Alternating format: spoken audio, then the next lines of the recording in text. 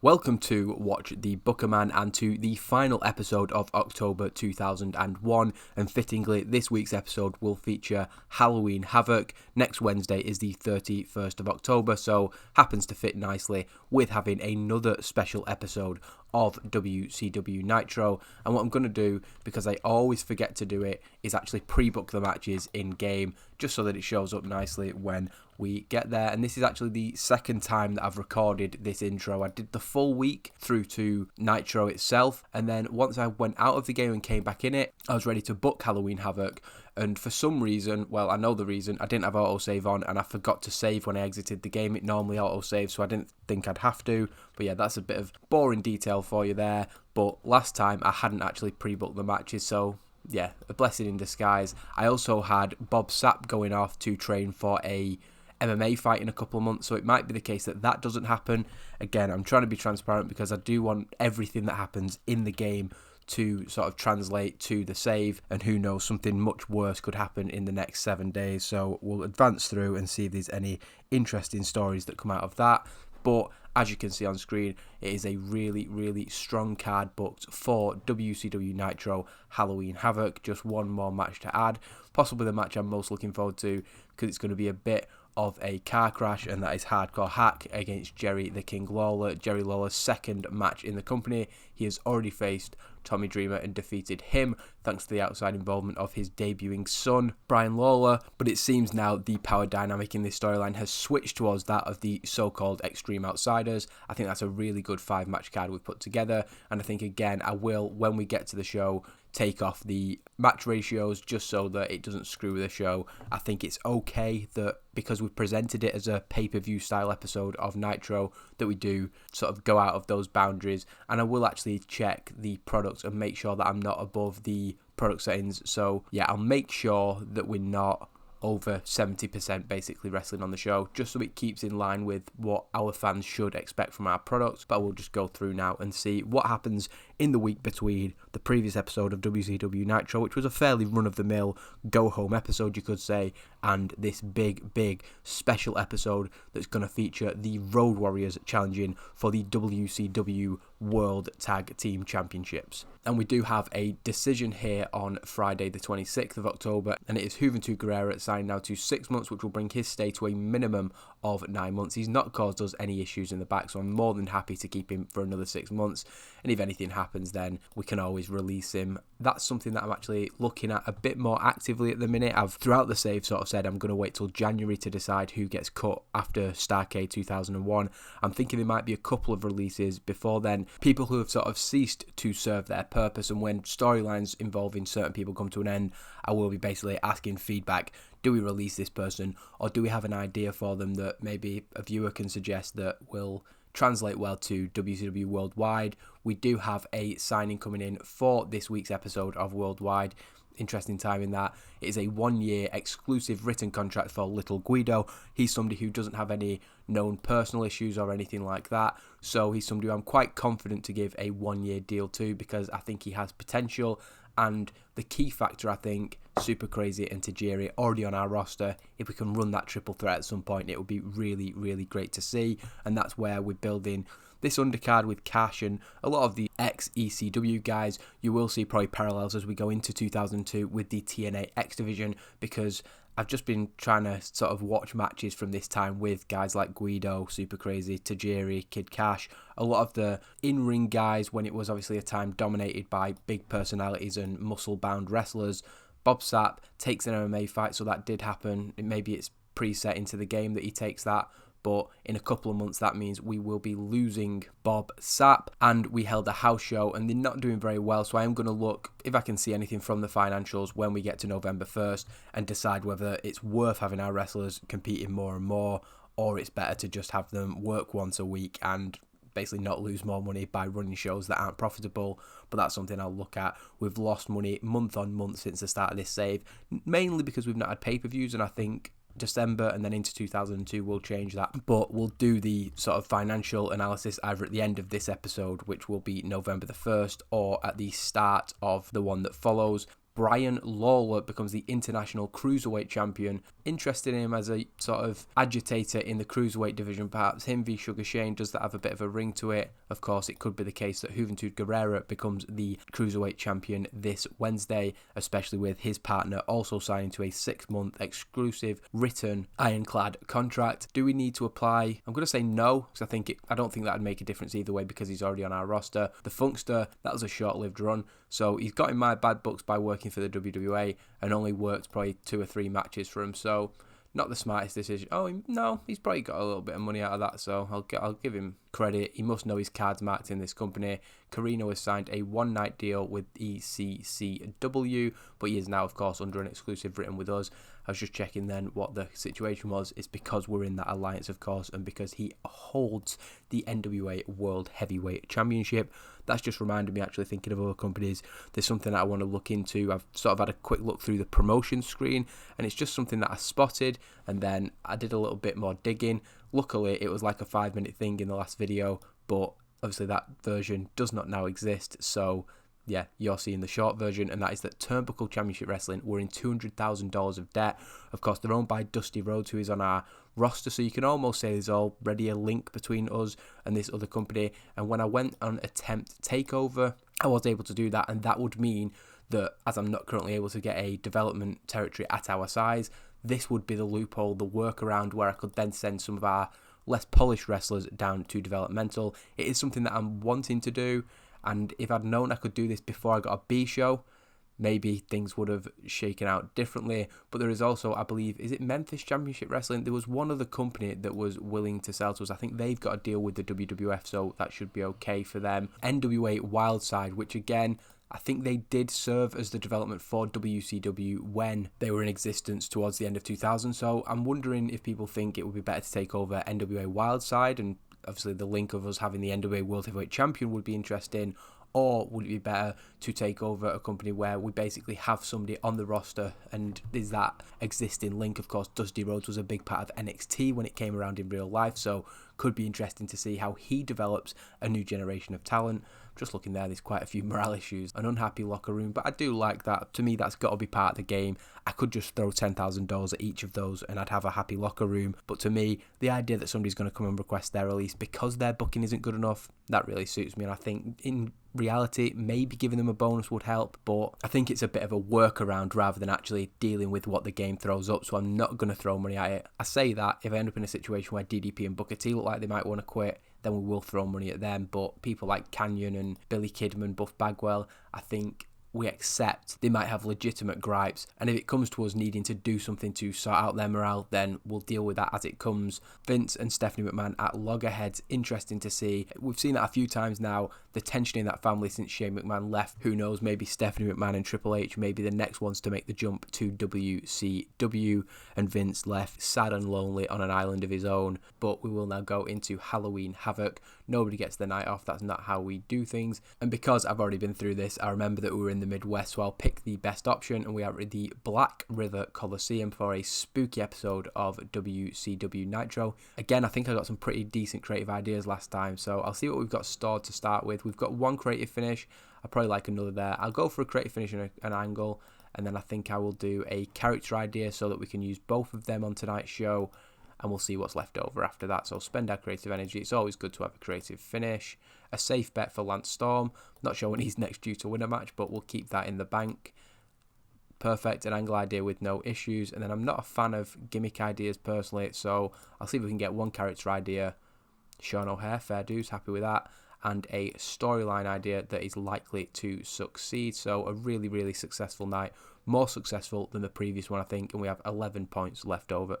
I think 14, 11, I don't know, forget the maths. Jimmy Yang, always a good guy in the back, and then we're probably going to go through a series of fights now, aren't we, because that is how this game seems to work. Super Crazy causing a lot of crap, Fit Finlay doing his job, some nice stuff as well. Sugar Shane being put over by DDP, I can't imagine any situation where I'd book that match, to be fair, but not too bad. I was going to see if I could inspire before this show. Hopefully I can do that by the time that Starcade comes around, but maybe an open forum. We've got quite a few unhappy people, so Buff Bagwell, morale boost, morale boost, morale boost, morale boost, so everybody who's upset got a morale boost, so that's a good thing. I don't think it's something you can use over and over again, but I'm happy to say that we've had at least some positive effect. But there's our 5-match card. Here is what we're working with for our full roster. So let's get WCW Nitro Halloween Havoc in the game. And as always, I will see you on the other side. Again, I will be getting rid of that match angle ratio and making sure that I do save the game. So WCW Nitro Halloween Havoc is all booked now, and the only person who you might expect to see on a big show like this who isn't booked is Diamond Dallas Page. Now, the reason for that is obvious. He was injured a couple of weeks ago, and while I could have shoved him in an angle just for the sake of it, there wasn't really anything on tonight's show that needed him, so to me it's better for him to just sit in the back, get himself rested up, and hopefully when he's fit we can slide him right back into the swing of things. And you can see there's quite a lot of people not used tonight, but that gives us a hell of a lot of people to work with on Saturday Night Worldwide that is being booked directly after this. Now, before I go into the show, there is just one more thing that I want to do, and that is deploy some of our stored creative ideas. And what I'm going to do just as I go through is discard any that I'm not going to be using, and then we'll go into our roster. And we've got the Booker T exclusive creative idea, so hopefully that's a success, so all the more momentum for Booker T going into this show. We also have a character idea, and I'm going to use that on, oh no, Hugh Morrus is now happy, so let's see who's not happy, and if there's anybody who I can put this on where it doesn't just seem like I'm using it for the sake of it, you know, somebody whose character might actually be going through somewhat of a transition. We'll use it on Kanyon actually, because I think I've used 2 on him already that didn't quite pay off. There's a good reason, as he's going through this new triad gimmick to, yep, another success. He's still annoyed but has very warm momentum, so progress for him there. So we've got a couple of finishes now and a couple of angles. I'm going to just put that Sean O'Hare one on as well, since he's got a creative idea started for him. We'll see how that goes. That was a success, so all very, very good, and that's only going to serve well going into this match. So we'll just try and look at some of the angles that aren't doing too well. I'm definitely going to apply it to Corino's storyline, because it just feels like it's one that's really, really struggling. That's a near certainty, so we definitely need to add some heat to that storyline. And I think, yeah, we'll apply it to another one, to the World Tag Team Title storyline, because that also isn't really doing what I'm wanting it to. So that's all the creative ideas that I'm happy to use tonight deployed, and you'll see how that shakes out through the course of WCW Halloween Havoc. I do have another creative finish, but I thought I might as well save that for a main event on a show that I'm not as confident about, rather than using it on a secondary match on this one. So with all that said, let's go into Halloween Havoc, and we begin with a pretty poor video package. It's not the best way to start the show, to be fair, but it's a spooky video package fittingly, highlighting the current champions on the WCW roster. So it's not really about the storylines, it's just got all the spooky effects and is showing how our champions have been doing. And of course they will each defend their championships on tonight's show. Following a pan around the special set for tonight's show, WCW always went above and beyond, or often went above and beyond, for these Halloween Havoc sets, so we want something that matches the vibe of those old school Halloween Havocs, and we get a spotlight on some fans who have decided to dress up for the occasion. We're going to say that whatever it was on the tickets, or however we did it, we encouraged as many fans as possible to wear fancy dress, just to get a little bit of a different look for this episode of Nitro. Mike Tenay and Don Callis then run down the card for the 31st of October special episode of WCW Nitro, and we'll be straight into the action with Rob Van Dam defending his championship in the opening match against Billy Kidman. And that is disappointing, because Rob Van Dam matches usually do much better than that. The only thing I can think of other than Billy Kidman not being very good is that it is the face-face match, and I set this as steal the show, so it is disappointing. I'm hoping that that's not our best rated match on the night, but I am going to have a quick look through what the negatives were. An odd face-heel combination, and that's interesting. I don't think I've spotted that before in a dirt sheet. A noticeable botch. Billy Kidman's also got inconsistency and low morale, so a lot of negative vibes towards Billy Kidman at the minute, which is interesting. I do have an idea for him down the line for his character, but I just like how I was pretty up on Billy Kidman to start this save, and as the months and weeks have gone on, he is slowly going down the pecking order, so that's interesting. But unfortunately, when trying to steal the show, there was a big botch, maybe something to do with a finish, but RVD, with a frog splash, having avoided a shooting star press, does pick up the victory, the first defense of his United States Championship, and you would have to say the right decision for Rob Van Dam to go over. And we did get the crowd buzzing, to be fair, and whatever you think of Billy Kidman, RVD getting all those positive notes, that is who people are coming to WCW Nitro to see. The Black River Coliseum going crazy. I've really not seen that. I don't know if that's a new thing or maybe I've just not booked enough shows in this game, but that's really interesting.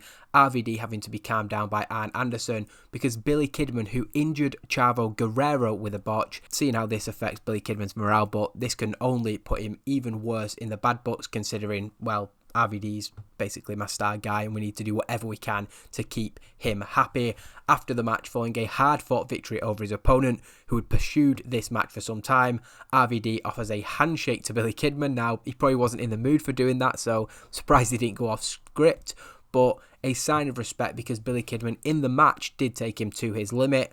When offered the gesture, however, Billy Kidman hesitates, his frustration at defeat shining through, so the roles reversed in the booking than actually it is in reality. Before Billy Kidman can make a decision, however, both he and the United States champion are jumped by Lance Storm and Mike Awesome. They have a penchant during these special episodes to come out and attack people and try and make themselves known. With both men down, Mike Awesome tosses Billy Kidman to the outside, with Lance Storm hitting RVD with a super kick as he goes to fight back. He then instructs Mike Awesome to set up a table on the outside, where he, after a couple of boots to Kidman on the outside, hits a powerbomb to RVD from the apron through the table, and RVD of course laid out very, very badly in a mess there, has to be helped to the back. The commentator's putting over the absolute violent nature of Lance Storm and Mike Awesome, and RVD and Kidman left laid out, and thankfully this gains heat to the United States Championship storyline, which is cool to see. Returning from the break, we see Booker T storming through the back.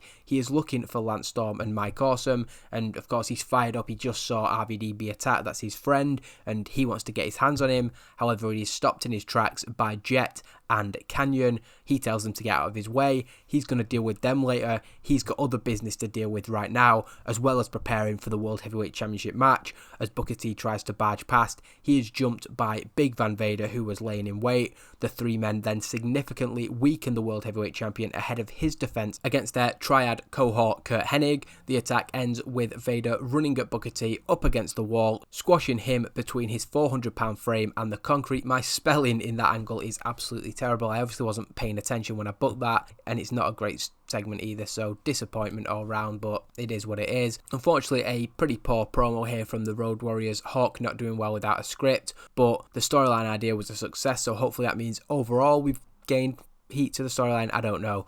The Road Warriors are interviewed by Scott Hudson, and they just cut the classic Road Warrior promo. I'm not even going to go into the content here because we've seen Road Warrior promos. They shout, they yell, they tell you what they're going to do. They've got the Natural Born Thrillers with the World Tag Team Championships on the line later tonight, and the commentators and obviously Scott Hudson filling in that 4 weeks ago the champions were beaten by the Road Warriors in just 3 minutes. So Road Warrior Animal and Road Warrior Hawk are ready to take the championships.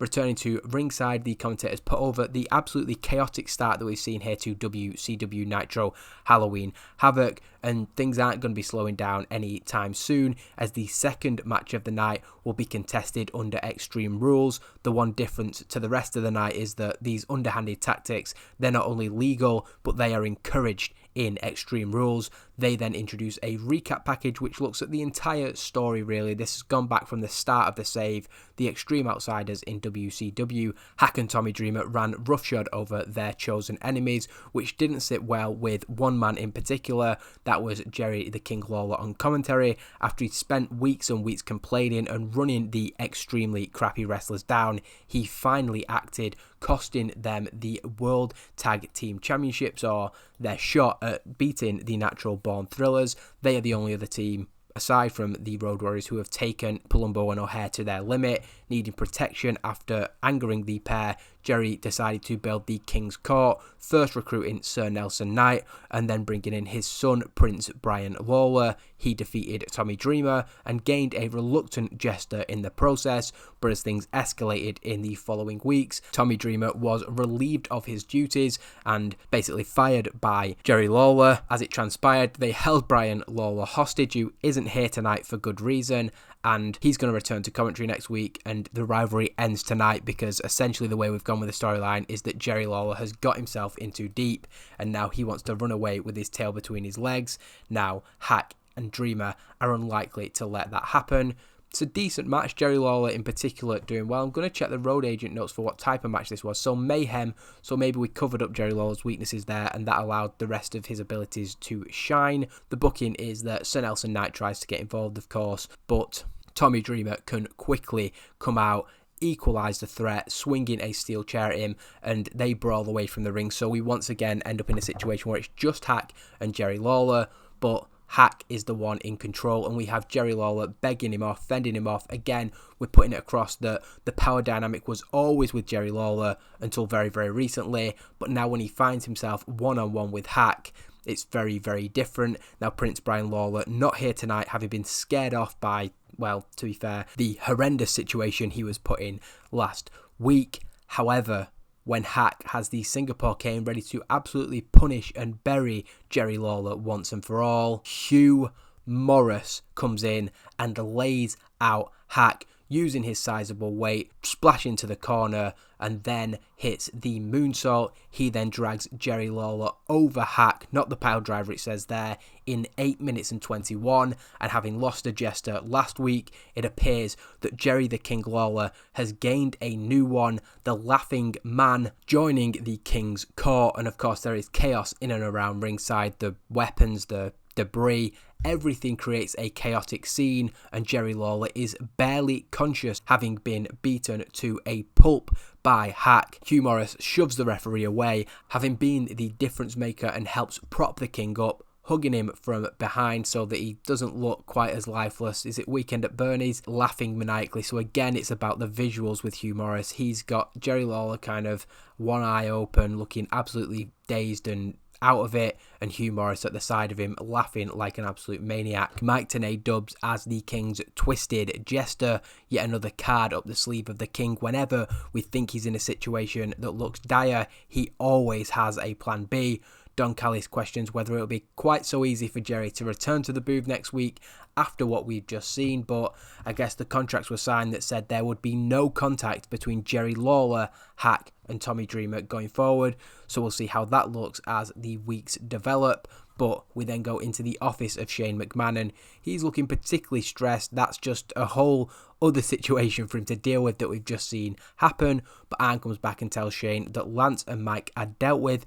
They're out the building. Booker T and Kidman and RVD are all being checked on, and Kanyon is on his way to the office. Shane thanks Arn and tells him that he needs him to do just one thing. He needs to speak to the officials, security in the back, everybody. We just need to bulk things up, make sure that there can be no more outside involvement or post-match shenanigans tonight. Their job is to make sure that nobody can get through the curtain during matches, essentially. Kanyon then enters the room, smugly joined by Jet. Shane says well done to Kanyon on his recruitment, but his crap stops right here tonight. He warns that if he hears of anything else from Kanyon, there are going to be very, very serious consequences. Plus, him and Jet need to prepare because they're going to be in action on Saturday night worldwide against Crowbar and a partner of his choosing. So continuing that storyline on the B show, because Jet and Crowbar aren't really that important, but it's also just Shane sending a warning to Kanyon. He's not quite kicked him out the way he has Lance and Mike, because what he did wasn't quite the same, but he has been warned if anything happens in the main event, then he's going to be punished. We then get the in-ring segment between Dusty Rhodes and Steve Corino, and it is absolutely terrible. Now, the storyline idea was a success, and we gained heat to the storyline with a 42 rated segment, so not good. But again, it's saying Dawn Marie underperformed. She literally just stood there. What could she have possibly done? But the idea of the segment, Dusty Rhodes is coming to the ring alone. Steve Corino is coming to the ring alone. So before the break, we see Dusty speaking with his son, who still has some kind of remnants of the attack from Steve Corino, but obviously he's healthy enough to be here tonight. And Steve Corino is speaking with Bob Sapp and Dawn Marie. Returning from the break, Steve Corino comes out with Dawn Marie and says that this isn't about the old man, but since Dusty wants to try and relive his glory days on Steve Corino's time, Corino is more than happy for Dusty Rhodes to come and dare to share the ring with him.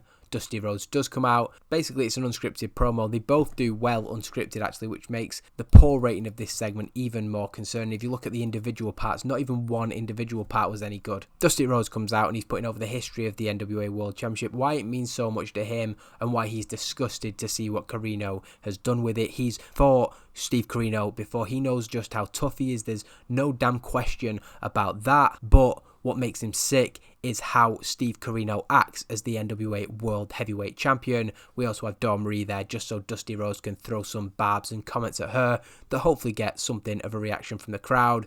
Corino cuts Dusty Rhodes off and he's trying to intimidate him throughout the whole thing. We're trying to put across that Corino sees himself as this young buck, while Dusty Rhodes is, let's be fair, a little bit past his best at, I think, 61. Steve Corino says that he knows exactly what this championship means. He knows it more than anybody. He is the king of old school, and he is the greatest man to hold this championship since Ric Flair. Dusty Rhodes fires back. They exchange words about their history. Dusty talking about his history with Ric Flair, and again, he accepts he's tough, but he doesn't understand what it means to represent that 10 pounds of gold. He says Corino acts like a child with a toy replica belt playing at champion, and everybody can see right through it. It's all words, it's all about what he's claiming, but he doesn't back a single bit of it up. When Dusty Rhodes looks in Steve Corino's eyes, he sees a scared little boy playing at being his heroes. This does seem to get under the skin of Corino, and he looks to get physical with Dusty, but Dusty's not afraid. He shoves Steve Corino and he's saying, if you want to go, let's go.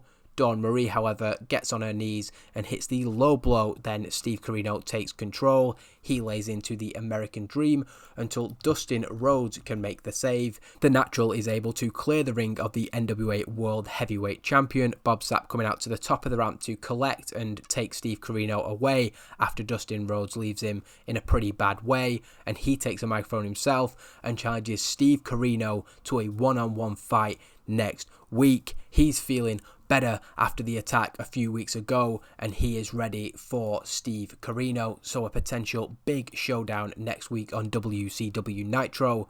Curt Hennig is then interviewed by Scott Hudson and cuts an extremely confident figure as he speaks about his upcoming challenge of Booker T. Scott asks how Curt is feeling now that everybody is bad from ringside, but Hennig says that that is no problem to him whatsoever, and Hudson wonders if Booker T's attack earlier, does he know something that we don't about just how bad that attack was? Is that contributing to his confidence ahead of one of the biggest matches of his career?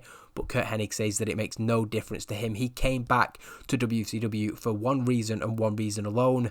Tonight he is going to put Booker T down with the perfect plex and leave as the World Heavyweight Champion. So a feeling of destiny for Curt Hennig, and he may never have a better opportunity, given the condition of Booker T, to win that title. But it says a lot that our main event storyline is losing heat pretty much every segment we do, and it's a 58 rating. So I'm hoping that this creative finish that we've put on there, and I think I've put an angle idea for the post-match segment, I hope that can get the show up to where it needs to be. We then get the Cruiserweight Championship match, and this is a decision that I've gone back and forth on, but in the end, of course, there's no outside interference, but Juventud Guerrera does decide to try and take the Cruiserweight Championship from the Timekeepers area. The referee stops this and puts it in the corner, and in arguing with the referee, Juventud Guerrera is hit with a vertebraker. However, the referee, wherever it is, maybe it's after just one or as he's getting ready to count the pin, however we can get the timing, of course, a masked man tries to jump the guardrail. He's been sat there all night in, let's say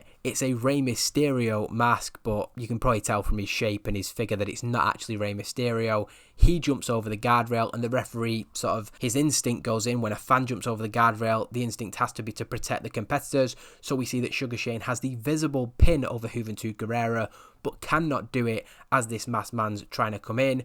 As the referee and the masked man jostle, Juventud Guerrera can get the Cruiserweight Championship as Sugar Shane's distracted by the melee. He clocks Sugar Shane with the belt and then pins him for the 1, 2, 3, and maybe a bit of a surprising result given I wasn't even sure on signing Juventud Guerrera, but he's here for the next 6 months, and Juventud Guerrera in 9 minutes and 26 is the new Cruiserweight Champion. Sugar Shane, of course, protected in defeat, and the Lucha Real storyline continuing, with whoever it was who helped them. A good performance from Sugar Shane. That's what we'd expect from him. Juventud Guerrera doing pretty well as well. This is less about the cruiserweight division itself and more about the company as a whole. We just needed something big to happen on tonight's show. That's what I felt. This was the match that I was 50-50 on anyway, and I think it does give a jolt into the arm to the cruiserweight division, but it also means that just something's happening in the company. I hate to say that about my own booking. We've addressed it before. It's a little bit paint by numbers at the minute, and this is just something a little bit left field, perhaps a surprising title change,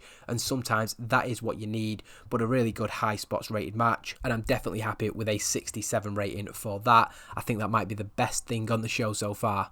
Juventud Guerrera is then handed the World Cruiserweight Championship. The commentators putting across the huge assist by this masked man in the crowd, but the commentators don't want to name the name that we saw whose mask it was. They distracted the referee, and this led to Juventud Guerrera using the title to gain the victory.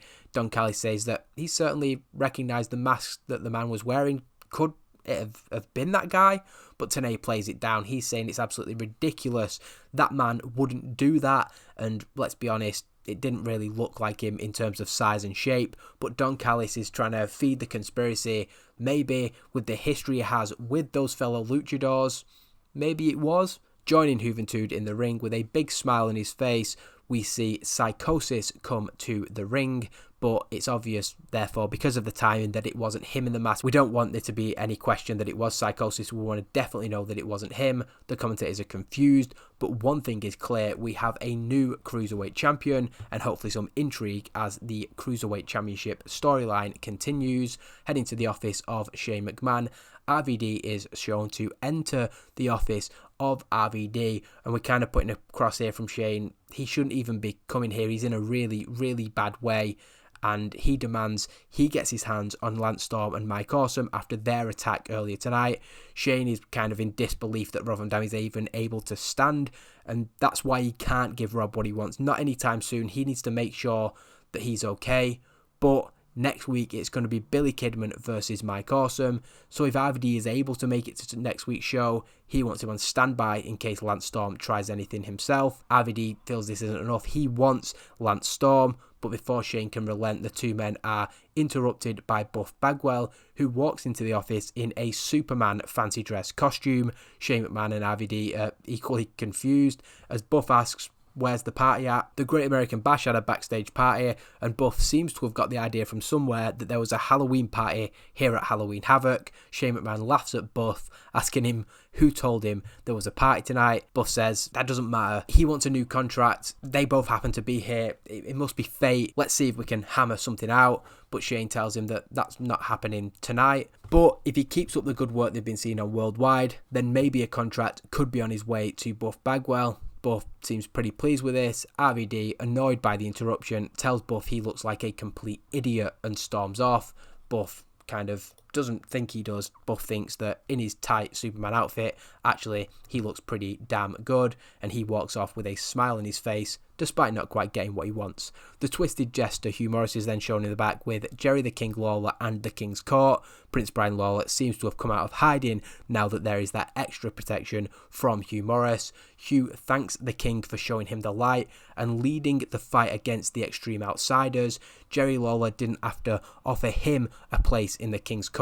Hugh was the one who approached Jerry the King Lawler and begged to be part of his anti-Extreme Outsiders movement. Hugh says that when nobody else was willing to speak out, Jerry called out those thugs Hack and Dreamer, and when nobody else was going to do anything about it, he acted.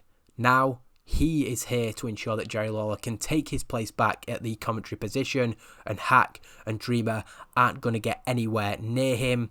Hugh Morrus is going to finish the job that the King started and take out those extremely crappy wrestlers once and for all, so even stealing some of the verbiage from Jerry Lawler there to show that he is very much an acolyte of this man's movement against Hack and Tommy Dreamer. And it's very much going to be, for the time being at least, before the sort of Starrcade build to this storyline, Hugh Morrus is the main in-ring guy of the group now, where Jerry Lawler has had a couple of matches, but I don't want to be using him as a regular wrestler. I think him having the one-on-one with Hack and the one-on-one with Dreamer is pretty good. I know he's beat 2 full-time roster members, but again, it's part of a longer-term storyline, and it's been very, very questionable circumstances. We then get a video package of absolutely terrible segment again. This is the problem with using video packages as well. I sort of stopped using them in TW 2020 because of the fact that they just always seem to bomb storyline ratings. Now, I've not been that interested in storyline ratings in game because they've just slightly changed how they work, I think. So just try to book as I'd book, and the outcome is the outcome kind of thing. But we do get a video package that recaps the victory of the Road Warriors over the Natural Born Thrillers in just 3 minutes 4 weeks ago. The commentators put over the historic championship match coming up next, the first time they've challenged for these particular titles in almost 6 years. Now, to me, there's no world in which that would advance the storyline and lose heat to it when you're literally just replaying what's happened previously. But we then go into the World Tag Team Championships match, and I believe I set this as a wild brawl. It's come out really well, actually. Very happy with that. A 62 rating, considering it's guys who basically don't do that well in the ring. It's a mid-card title, and that is a high mid-card rating. I'm going to look at the negatives first. Inconsistency and experience from the two younger guys, which is fair enough, and the physical condition. So, yeah, I like all the... don't like them because they're negatives, but all fair criticisms, but all good performances. Road Warrior Animal somewhat above everybody else involved. Remember, in real life, there was his insurance claim meant that he couldn't wrestle singles matches, so as much as he's good enough to probably have a few singles matches, I won't be doing that just to try and keep a little bit of realism. But it's just an 8-minute match, and the idea is we'd probably do that thing where after 3 minutes it looks like we might be getting the repeat, but I don't really want them kicking out of a doomsday device. But a big move that Chuck Palumbo kicks out of, and then the comeback comes on. It's back and forth, but the idea of the match is that the Natural Born Thrillers do get their victory back. A super kick to Road Warrior Animal, followed by a senton bomb. We've put Animal as the one taking the fall because I think Hawk was notoriously difficult to work with, so slightly more realistic that Animal is going to be the one willing to put them over. Sean O'Hare pins Road Warrior Animal, and this is a huge victory for them. I'm glad it came out as a good match in the end, because having an absolutely terrible match and then trying to sell it as this huge thing would have been a hard sell, I suppose. But they stand tall. They've beaten the greatest tag team in wrestling history. Now, it wasn't as dominant and decisive as the first victory that the Road Warriors had, but we have really hopefully put Chuck and Sean on a pedestal tonight. This solidifies them as, going to try and say this with a straight face, the best tag team on the planet today. And of course, it's about now we've done this establishing victory, keeping the momentum for the division going forward. And again, something that happens on next week's episode, I believe, does just that. A big, big win for Chuck Palumbo and Sean O'Hare. Something that's just come to mind, I did turn off the match angle ratio. I think I mentioned that earlier in the video, but we're at like 59-60%, I think, for tonight's show. And if we're above 55, it vastly ruins our rating. So yeah, just for full transparency, I did go in the settings and take off the match ratios setting.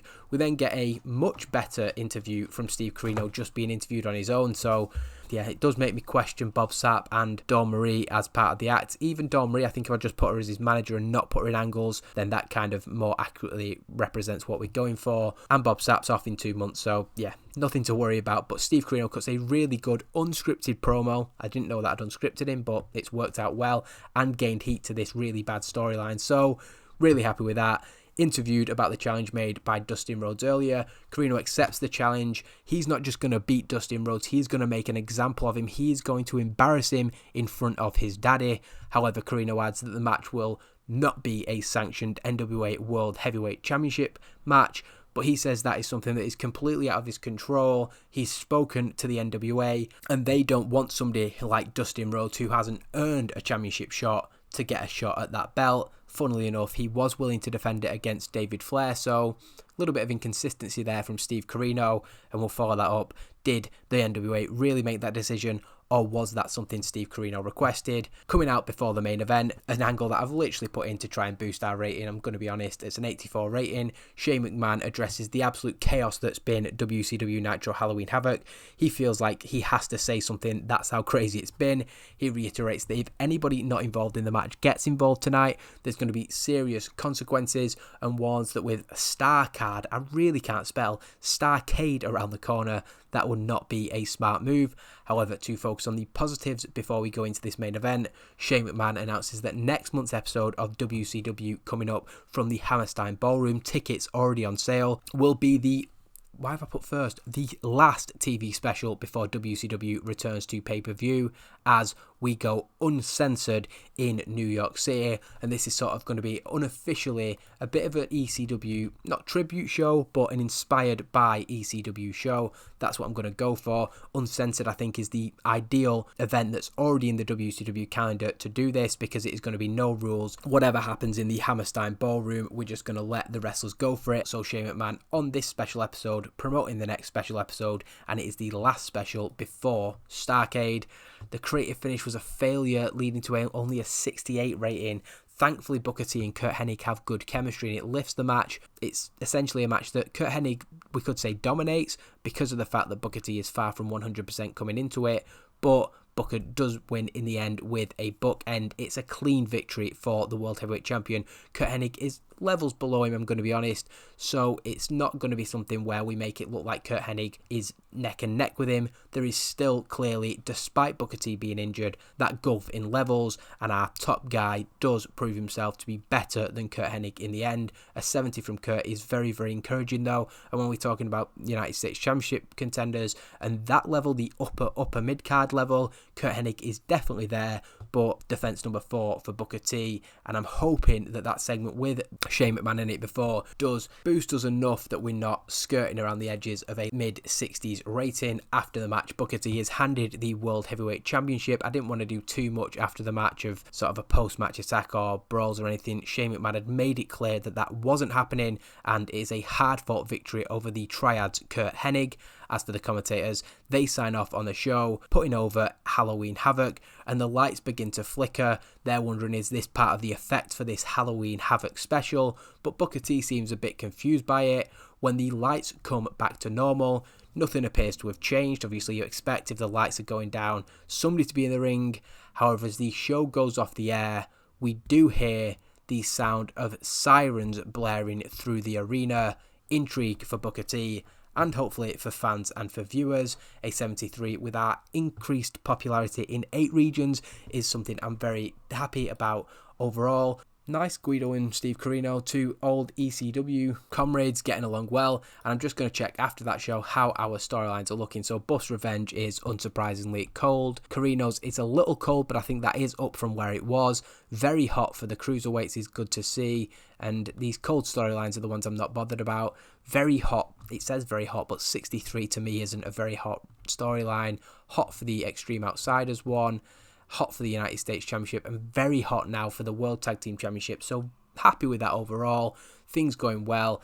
I think that is going to be a show that I'll look back at as a positive overall, but we now have WCW Worldwide to book, and we're going to see a big list of people who are yet to be used. I don't know if I'm going to be able to use all these people on tonight's show. There's a match idea that I have in mind that could just fling a lot of people in it, so maybe something will do, or maybe not. You'll see when I have booked WCW Worldwide in just a few seconds. So we begin with a 10-man Cruiserweight Battle Royal. It's a high spots match, so it's just all about the 10 guys getting as much as they can into the 10-minute time frame. I'm not going to go through the order of elimination, but the winner of the match is Super Crazy, last eliminating Christopher Daniels, who himself eliminated Jamie Noble, and he had eliminated AJ Styles.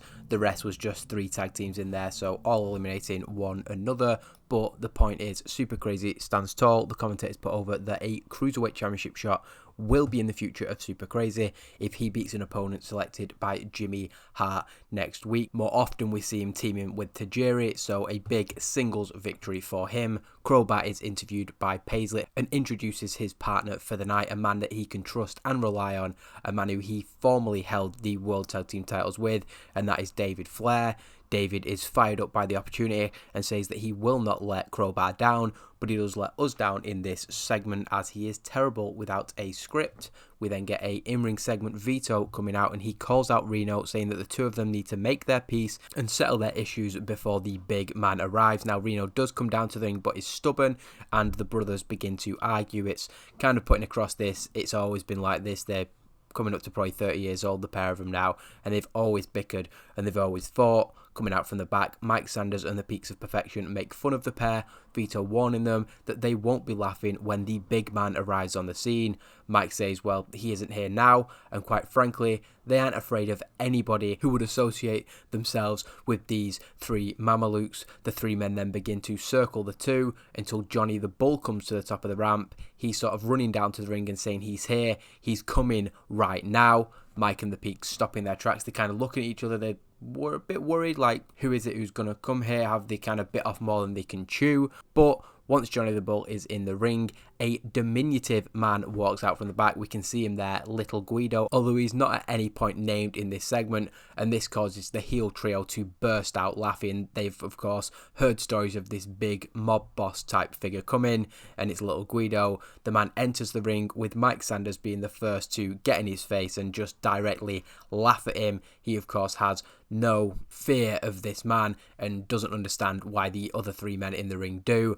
The man slaps Mike Sanders, who then lunges at him, only to be taken down and locked in a Fujiwara armbar, expertly applied by Little Guido, and Mike yelps in pain, immediately tapping on the canvas, screaming, and we want him to put over as hard as he can just how much pain he is in. He might be a very, very small man, but it takes the Peaks of Perfection to pry him off the severely hurt Mike Sanders. So an absolutely brutal submission hold applied by the small man. He then gets in the face of Johnny, Vito and Reno. He tells them, get on the same page and come meet him here same time next week, because of course a mob boss would want to do his business inside a wrestling ring rather than behind closed doors. But a really good debut for Little Guido in terms of how he's presented, I hope, and in terms of his gimmick rating, but the segment itself was really poor, as was this one. But again, this is Saturday night.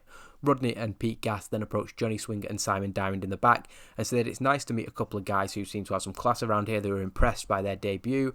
Swinger and Diamond seem to take kindly to the compliments, but aren't forthcoming in reciprocating to Rodney and Pete Gas. The two former friends of Shane McMahon ask if they all fancy leaving the building and trying to find somewhere in this horrible town to talk business. Diamond and Swinger say, are you guys paying? And they are. So Swinger and Diamond are most certainly in. They're just basically taking them for a ride, but Rodney and Gas clearly have something else in mind. Cash then enters the ring and cuts a cocky promo, putting himself over and wanting to know who his first opponent in WCW is. We get a really good match after that with Yoshihiro Tajiri defeating Cash. It's a debut defeat, but this is how we're introducing people a bit more slowly. When you've got established names, you bring them in with victories usually, but Cash, I think, can afford to lose to Yoshihiro Tajiri, and we do also have the caveat that when Cash tries to cheat, Christopher Daniels comes out and stops him from doing so. Tajiri then hits a brainbuster to Cash for the 1-2-3, 7 minutes and 57. Happy with the performance of Cash, and bearing in mind Cash will do better, I think, when he's in matches rated on high spots. This was just regular, so promising signs from the debut of Cash, and his win-loss record doesn't really matter when it comes to being on worldwide. Tajiri stands tall, and we are informed that next week we will have a rematch between Super Crazy and Yoshihiro Tajiri. I'm doing this because the first time that they had a match, they actually had poor chemistry, which I do need to remind myself to change, and also they were both rated as unimportant. You may have seen that Tajiri is now recognisable, which is something I'm really, really happy of. A testament to the fact that those guys have been booked pretty well, and the win over Psicosis was basically designed with the hope that it'd get him up to recognisable. The winner of that match will become the number one contender to the Cruiserweight Championship. Now, Tajiri defeated Super Crazy last time, but we'll see which way it goes next week in the main event. Oh no, it's not the main event of Worldwide actually, because I've got another segment setting up the main event of Worldwide, and it specifically has to be the main event, so might even put that on Nitro. We'll see. Cash angrily confronts Tajiri after the bell, but of course his anger should be directed at Christopher Daniels, who is nowhere to be seen, continuing the Jimmy's New Faces storyline, which is sort of involving a few different storylines to be fair, but that's just what I'm calling it for the time being.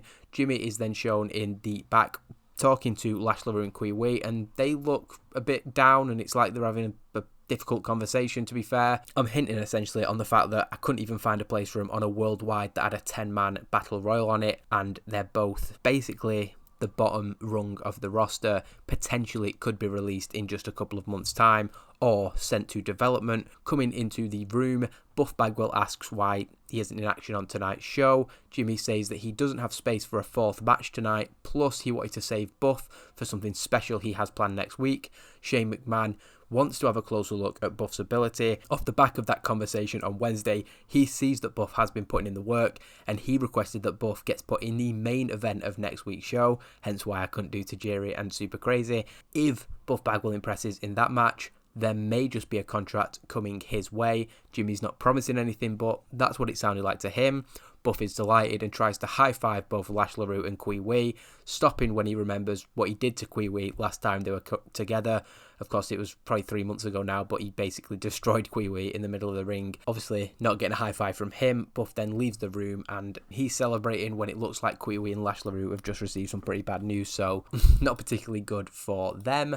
We then get a pre-recorded video with Diamond Dallas Page. I just thought because he wasn't used tonight, he's on a monthly contract, and he's at the shows, so we might as well do something with him. He's interviewed and talks about his time on the sidelines. He talks about his goals of returning, of revenge, and of regaining the WCW World Heavyweight Championship. As you can see, it's completely off script there, so sort of just one of them segments where you say 3 minutes, say what you want, Diamond.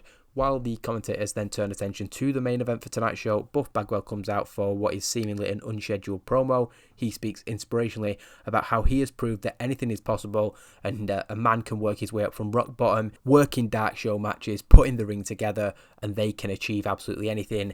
Next week, he will main event once again, but says that this is just part of his journey and he is ready to prove himself worthy of a WCW contract. Now, I'm not going to lie, I feel further and further as I go into this storyline, it's a phase Buff Bagwell that we get in here, and I kind of can't believe it, but just it's kind of supposed to be that he's so earnest that it's irritating, but I do feel like there is a bit of warmth growing towards Buff Bagwell, and the idea of him as a face seems kind of strange, but I do remember he was getting some level of babyface pops in 2001 WCW, so let's wait and see, shall we? But from where we were a couple of months ago, I'm not writing off the possibility of Buff Bagwell becoming a babyface. Wow. We then get a video package looking at the events of Halloween Havoc. That's the winners of the match on screen there. We then get Scott Hudson and Stevie Ray promoting next week's episode of Nitro, which has got Billy Kidman and Mike Awesome, and another match that I announced that I can't quite remember. But there we go. They'll remember and they'll tell you. Jet and Kanyon then defeat Crowbar and David Flair. Kanyon defeating David Flair with a flatliner designed to tell a specific story, that of Crowbar's attempted revenge. He gets some revenge on Jet, but it eventually comes down to just Kanyon and David Flair. And yeah, Kanyon the best performer, but not doing particularly well. We gain heat to this sort of sub-storyline of the main event storyline. I didn't want to put Crowbar and Jet in it for obvious reasons, so the generation of innovation storylines going on there, and I think that will come to a head eventually with Jet and Crowbar in a big one-on-one match. I say big, it will probably be on Worldwide or lower in the card of Nitro. I then just did a bit of a weird segment, and it's got a bad rating, and I'm not surprised. Kanyon and Jet stand in the ring. Kanyon just cuts a waffling promo, basically. I've got what he's saying there on screen, but it doesn't really matter what he's saying. He's putting over Hennig and Vader as just the two best guys in the world, unmatched as a team when they defeated Crowbar and Jet the other month, and Jet's kind of like, well, what are you bringing that up for? But they laugh it off, and he says that they'll be coming for the Natural Born Thrillers. Coming out from the back, Jimmy Hart says the people have heard enough. Kanyon says he's not going anywhere, and this leads to Jimmy Hart bringing out the Road Warriors. This is the last thing on the taping, so we just have the waffling Kanyon and his protege Jet taken out, laid out by the Road Warriors, and they stand tall to end the show. And the reason I'm doing that is because this is the end of the Road Warriors run in WCW. We only signed them on month contracts. They could technically be used on next week's show, but after losing their tag team title match, I don't have anything else for them. And I do think that if they had won the titles, of course, you keep them and that's your storyline. I didn't want them taking the belts. Therefore, I don't really see much storyline position for them. People might disagree with that. We can always re-sign them again in the future. But that is the end of a not particularly great episode of WCW Saturday Night Worldwide. But I think the in-ring action probably was pretty good, to be fair. Tajiri v Cash in 2001, brilliant, a fun battle royal and a solid main event, albeit David Flair in there, but that's something we can't do anything about. I really struggled to find a decent partner for Crowbar who hadn't already been in action on Nitro or was just storyline-wise not fitting to be a partner for him. Have we gained popularity? That must be gaining popularity from the Nitro, right? But another point gained in a few regions. So we are doing not so bad. We talked about rebuilding the company, and I criticised myself for kind of knocking the company back down a few pegs. But actually, we did go backwards, but we have also gone forwards. And I think overall, the company is technically in a better position. But I do kind of want to talk at the end of this episode. That was Halloween Havoc. We've got another special planned, but that was a really big show. And it feels like now we have to turn the attention to Starrcade, right? And there's two messages on screen. I was going to come to this later, but I might as well say it because anybody looking will have seen it. The return of Scott Steiner, the return of Ric Flair. We've also got other people on our shortlist who I've spoke about wanting to bring in, naming Rey Mysterio and Ken Shamrock there. So I think it's time to take this seriously a little bit. We've sort of just been pottering along with the storylines, but there was a tease for Rey Mysterio on the last episode of Nitro. There was a tease for Scott Steiner at the end of that Halloween Havoc. And I think that's just basically what I'm saying. This next 2 months now, it's a lot to fit into 2 months, but it is Starrcade. We're returning to pay-per-view. We don't want people thinking we're just some average TV product. We need to bring the star quality in. And I'm thinking, kind of ripping up what I had planned. I wanted to do a sort of tease build to Ric Flair coming in as well. I think we just make the offers now. Or maybe we make them at the start of the next episode.